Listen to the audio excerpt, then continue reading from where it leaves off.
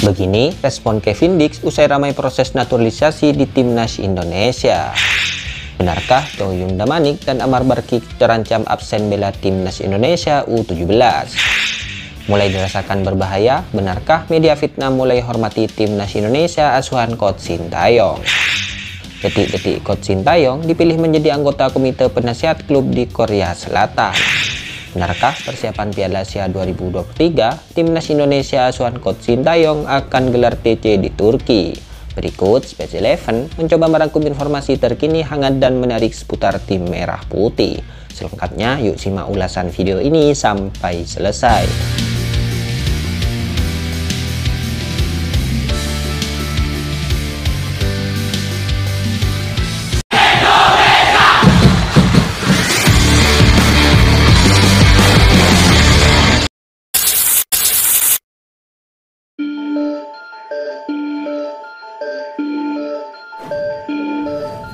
Siapa tak bangga dengan kemampuan pelatih tim merah putih saat ini? Ya, Coach Sintayong namanya. Dengan kemampuan yang dimiliki, kali ini Coach Sintayong mendapat kabar baik dari Korea Selatan. Ya, manajemen Seongnam FC hari ini mengumumkan telah menunjuk pelatih timnas Indonesia Coach Sintayong sebagai salah satu anggota komite penasihat klub Liga 2 Korea Selatan. Ada 4 orang yang masuk menjadi anggota komite penasehat.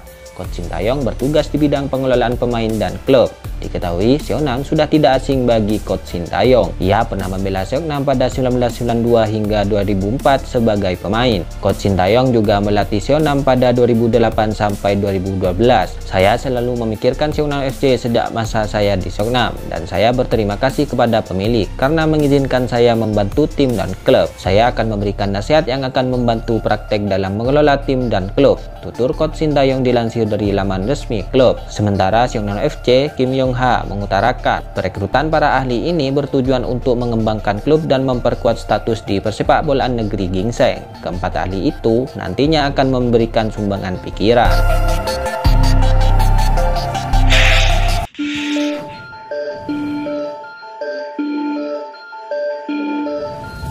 Asisten pelatih timnas Indonesia Nova Arianto mengatakan bahwa pihaknya akan menggelar pemusatan latihan TC di Turki untuk Piala Asia 2023. Nova menjelaskan bahwa timnas Indonesia akan melahap rangkaian uji coba dalam training camp di Turki, di mana hal itu sebagai persiapan menuju Piala Asia 2023. Sesudah pemusatan latihan di Turki selesai, timnas Indonesia akan berangkat ke Qatar untuk berkancah di Piala Asia 2023. Di Qatar, Nova mengungkapkan bahwa timnas Indonesia bakal berlatih tanding kontra timnas Iran, namun dengan jadwal yang belum ditentukan.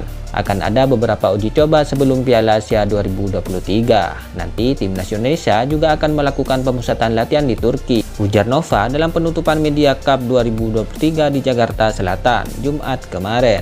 Akan ada beberapa uji coba untuk timnas Indonesia di Turki. Mungkin latih tanding yang terakhir bakal menghadapi Iran di Qatar, ucap Nova. Hal itu berarti nantinya tim merah putih tidak hanya melakukan uji coba kontra timnas Iran saja, melainkan asuhan Coach Sintayong tersebut akan menggelar laga uji coba dengan beberapa tim lainnya.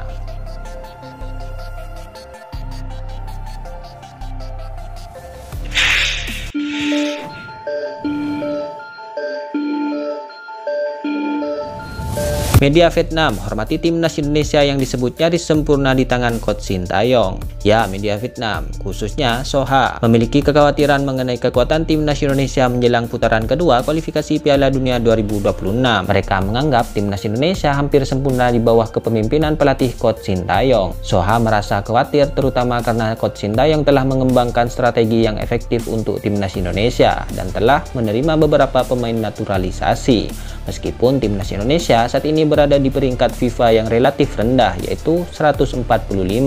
Mereka melihat potensi peningkatan cukup besar, terutama jika timnas Indonesia mampu mengatasi tantangan dari Irak dan Filipina dalam pertandingan berikutnya. Media Vietnam merasa perlu mempertimbangkan perkembangan ini dengan serius. Indonesia juga secara bertahap menyempurnakan gaya bermainnya dan menambah sejumlah bintang naturalisasi, tulis Soha. Sementara itu, timnas Vietnam yang dulu mencapai banyak kesuksesan di bawah pelatih Park Hang-seo, saat ini ia mengalami perubahan dengan kepemimpinan pelatih yang baru. Ia membutuhkan waktu untuk beradaptasi dengan filosofi dan strategi yang baru.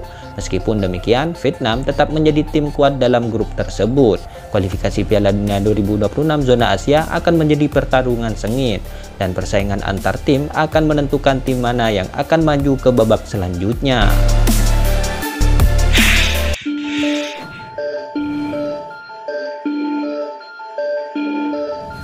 Dikabarkan Choi Yudabanik dan Amar Barkik terancam absen membela timnas Indonesia di Piala Dunia U17, sedangkan Welber Jardim dikabarkan aman. Persiapan Piala Dunia U17, pelatih timnas Indonesia Bima Sakti diketahui memanggil 3 pemain keturunan. Ketiga pemain keturunan Indonesia tersebut adalah Choi Yudabanik, Amar Barkik, dan Welber Jardim. 3 pemain tersebut dipanggil Bima Sakti dalam pemusatan latihan timnas Indonesia U17 di Jerman supaya dapat memperkuat komposisi tim.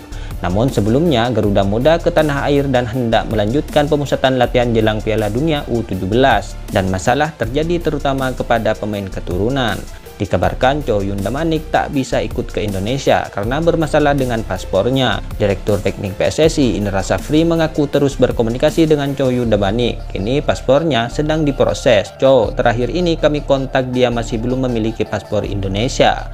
Mungkin sedang diproses agar dapat bisa bergabung dengan skuad timnas U17 Indonesia," kata Indra Safri.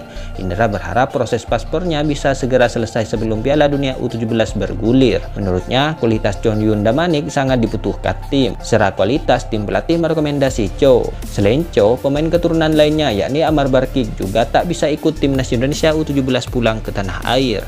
Amar Barkik dikabarkan ditahan oleh klubnya yakni Hoffenheim U17 di kompetisi junior Liga Jerman. Hal itu juga dikonfirmasi oleh pelatih Bima Sakti. Sedangkan untuk Welber Jardim menjadi salah satu pemain keturunan yang ikut pulang ke tanah air bersama rekan-rekannya. 2 dari 3 pemain tersebut bila tak bisa segera hadir, hal itu terancam harus absen pada Piala Dunia U17.